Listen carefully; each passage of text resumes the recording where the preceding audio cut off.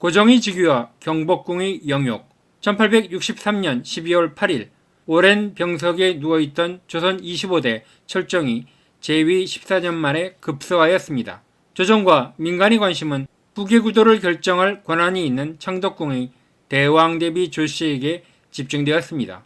당시 왕실에는 23대 순조의 장남이자 헌종의 아버지인 효명세자의 아내인 조씨와 24대 헌종의 왕후인 홍씨, 25대 철종의 왕후인 김씨 등 3대가 자리잡고 있었고, 그 배후에 풍양조씨, 남양 홍씨, 안동 김씨의 외척들이 포진하고 있었습니다.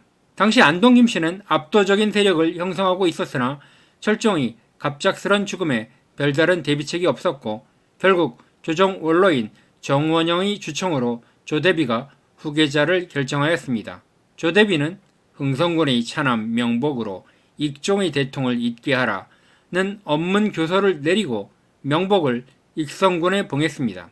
당시 흥성군 이하응은 권력을 잡고 있던 안동 김씨 척신들에게 궁도령이라는 별명을 들을 만큼 천대받던 몰락 왕족이었으므로 흥성군에 대하여 별다른 신경을 쓸 필요가 없다고 생각하여 조대비의 결정에 이의 없이 따랐으며, 다만 영의정 김좌근이 익성군의 나이를 물어보는 정도에 그쳤습니다.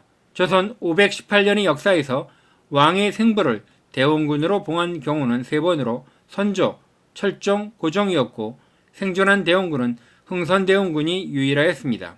안동 김씨들은 자신들의 권력을 과신하였고, 새로운 왕은 당연히 철종의 후사가 될 것이라고 생각하고 별다른 우려를 하지 않았습니다. 당시 철종비는 안동 김씨 김문군의 딸인 철인 왕후 김씨였습니다. 하지만 장안 백성들이 환호를 받은 12살이 어린 신왕이 익성군의 자격으로 입궐하자 조대비는 좌우 대신들의 눈길도 아랑곳하지 않고 내 아들이라며 친히 맞아들이자 안동 김씨 권문들은 긴장하고 당황하기 시작하였습니다.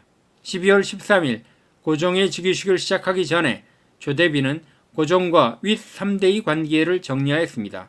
철종은 숙부, 헌종은 형, 익종은 아버지로 규정한 것입니다. 1864년 고종이 즉위하자 대원군은 흥성군 시절부터 꿈꾸던 왕실의 존엄을 국민 앞에 과시하겠다는 계획으로 경복궁 중건을 선포하였습니다. 1865년 4월 3일 수렴 섭정인 조대비의 적극적 지원하에 대왕대비 전교를 발표하여 경복궁 중건을 위한 영건도감을 설치하고 이를 추진했습니다. 이를 위하여 3월에 의정부 건물을 수리하다 돌기둥 아래에 푸른 돌 항아리를 발견했다고 발표했습니다. 민간에 퍼진 도참설의 힘을 이용하여 민심을 얻으려는 계획으로 그릇에는 새 임금이 왕 위에 올라 뒤를 이을 왕자가 없으면 얼마나 두려운 일이겠는가. 하지만 경복궁을 다시 세워 보좌를 그곳으로 옮기면 귀한 후손들이 이어지고 국군은 더욱 뻗어가고 백성들은 부유해지리라 하는 글자가 새겨져 있었습니다. 초반에는 백성들이 자진해서 부역에 나섰는데 20일 정도에 3만 5천여 명 규모였습니다. 대원군은 백성들에게 하루에 1인당 1전의 위로금을 지불하였고, 시내에 거주하는 한양 주민들에게는 양반 상민을 막론하고 그들을 숙박시키라고 명하였습니다. 하지만 1866년 1월 천주교 탄압의 대옥사로 인한 학살 사건이 발생하고 2월에 조대비의 수렴청정이 폐지되어 물러난 상황에서 3월에 중건사업을 위한 동십자각 인근 목재 야적장에서 큰 화재가 발생하여 인근 가건물 800여 칸과 다듬던 제목 전부가 모두 불타버린 사건이 발생하였습니다. 대화재의 소식이 알려지자 모든 사람들은 아무리 대원군이라도 이제 공사를 중지할 것이라 추측했습니다. 그럼에도 불구하고 대원군은 즉시 실화 책임자들을 엄벌에 처하며 강원도와 함경도 등지에서 거대한 원목을 채취해 뗏목으로 운반시켰고, 원근을 가리지 않고 거석이란 거석은 길을 닦아서라도 한양으로 운반하였습니다.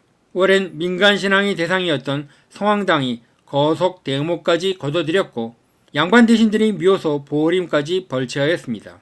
이에 반발하면 왕실 능원님까지 이미 벌채한 사실을 들먹이며 추진하였습니다. 중건 초기만 해도 백성들이 자진 협조를 받았던 경복궁 중건 사업은 원성으로 가득 차게 되었습니다. 원에서 자원하여 바친다는 원납전은 원망하면서 바친다는 원납전이란 소리를 들었고 물가는 폭등하고 경복궁 중건 비용을 마련하기 위하여 주저한 당백전은 화폐가치 하락으로 사용이 중지되고 청나라 동전을 수입하여 사용하는 상태가 되었습니다. 1868년 7월 모든 공사가 마무리되었습니다. 고종과 왕실은 이미 2월부터 이사하여 국사를 처리하였습니다. 대원군은 영건사업 관계자 전원을 포상하였고 나아가 경복궁을 창건한 정도전의 공을 인정하여 역적의 신분에서 복권시켰고 다른 공로자인 남은, 이직, 심직부의 묘소를 찾아 제사를 지냈습니다. 경복궁은 활짝 트인 육조합 거리를 통해 한양의 정남문인 숭례문과 마주쳤고 인왕산과 북악산을 등지며 남쪽의 광화문을 비롯한 대궐 성문들과 경회루가 그 위용을 자랑했으며 임금의 침전인 강령정과 정각들은 우아함을 과시하였습니다. 이 과정에서 770여만 냥의 원납전이 바쳐졌고 수백만 백성들의 노역이 제공되었습니다. 하지만 그 후 1910년 일제에 의해 총독 정치가 벌어지자 그들은 대궐 안의 수많은 전각을 뜯어갔습니다. 경성부사에 의하면 일제는 근정전, 경회루 및 기타 몇 개의 누각과 전각을 제외한 약 4천여 칸의 건물들을 일본인들에게 불화하였고 그중 오쿠라와 초대 총독인 데라우치 등은 이를 일본으로 반출하였고 이외에도 남산 별장, 화월 별장 등 일본인들의 요리집과 사찰이 건축자재로 훼손되었습니다. 일제는 1916년 조선물산 공준회를 개최하며 세자 부부의 침전인 자선당 등 15개 동을 뜯어냈고 광화문과 근정전 사이에 홍례문도 뜯어냈습니다. 그 자리에 조선 총독부 청사가 들어섰고 1917년 창덕궁이 불타자 국왕 침서인 강령정과 교태전 및 부속 건물을 해체하여 창덕궁으로 옮겼습니다. 흥복전을 드러내고 일본식 정원과 연못을 팠고 1926년 총독부 청사가 완공되자 광화문을 해체하였습니다. 경복궁 담장도 헐리면서 경복궁의 일부였던 동십자각이 외따로 떨어지게 되었습니다. 경복궁 내에 일본인들을 위한 야구장과 테니스장, 400m 육상 트랙이 들어섰고 역대 임금의 어진을 모신 선원전은 1932년 해체되어 2등 방문을 기리는 절인 방문사의 부엌으로 쓰였습니다. 경복궁 박람회는 6번 열렸고 그때마다 경복궁은 해체되었습니다. 해방 이후 경제가 어느 정도 일어서자 경복궁 복원의 여론이 조성되었습니다. 6.25 때 불탄 광화문이 1968년 콘크리트로 복원되었고 광복된 이후 36동만 남았던 경복궁을 총 205동으로 늘리는 공사가 시작되어 2010년까지 89동이 복원되었습니다. 일본에 팔려가서 관동 대지진 때 불에 탄 자선당도 복원되었고 2011년 시작된 2차 복원으로 전각 23동이 추가 복원되었습니다. 일제가 창경궁을 민간 위락시설로 만들어 동물원을 조성하고 벚꽃놀이를 벌이며 창경원으로 격화시켰으나 다시 복원시켰고 경희궁 부지에 세운 경성중학교는 서울고등학교로 이어졌다가 서초동으로 이사가면서 현재 경희궁으로 복원 중에 있습니다.